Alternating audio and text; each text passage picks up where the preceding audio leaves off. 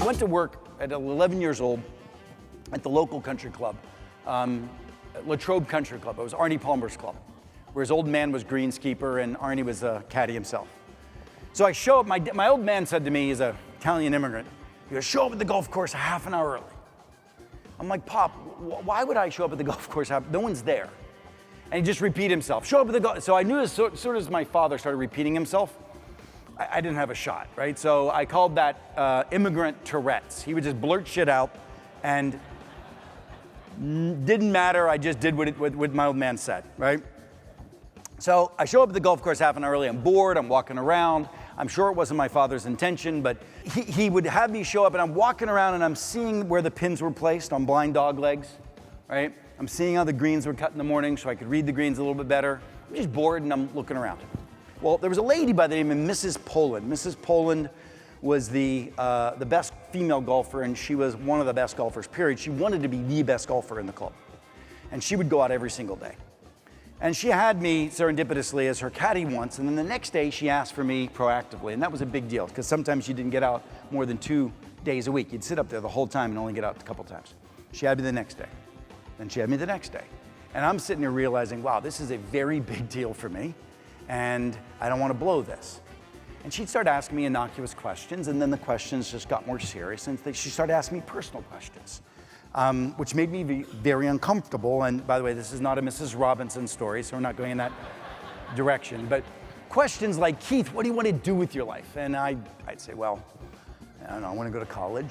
And I'm sitting here thinking, leave me alone, because if I do anything, I don't want to blow this, right? This also in the same regard is, I was afraid of rich people. I was particularly afraid of rich people's kids, because they made fun of me at school all the time for my clothes and for the car we had. And I mean, my old man, he could never get his hands clean. I mean, the cracks of his hands always had, something in me, but he'd rub them with gasoline. And these people were rich folks. And it disturbed me that she wanted to get close, right? And finally, she sort of wore me down after a couple of weeks, and she said, damn it, Keith, what do you want to do with your life? I said, I know you're going to laugh, but my dad says if I work real hard and I study, I could do anything. I could be president of the United States. And she said, I know you could, and I'd vote for you. By the way, anybody could today, right?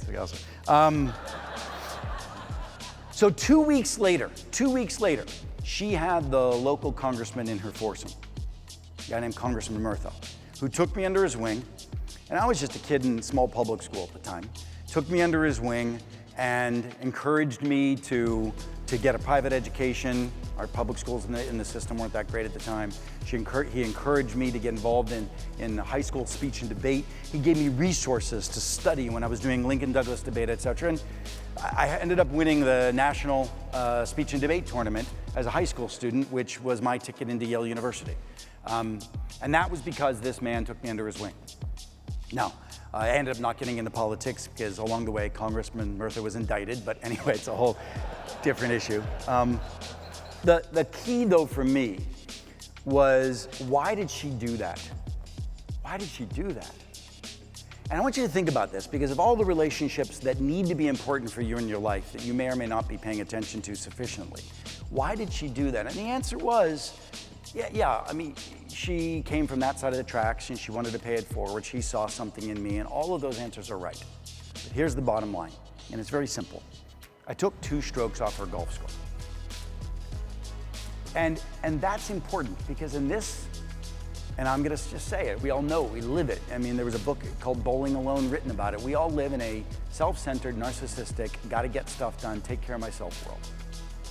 And unfortunately, as you spin ahead 70,000 years from the tribal essence that we were in previously, we don't need other people to survive. And as a result, we don't have the same experience. Our families don't eat together like they used to statistically. Our church groups don't have the same power. Clubs don't mean the same things that they used to. I remember getting out of school, I joined a club. Now a club is where you go and you put your earphones in and get a singular workout, right?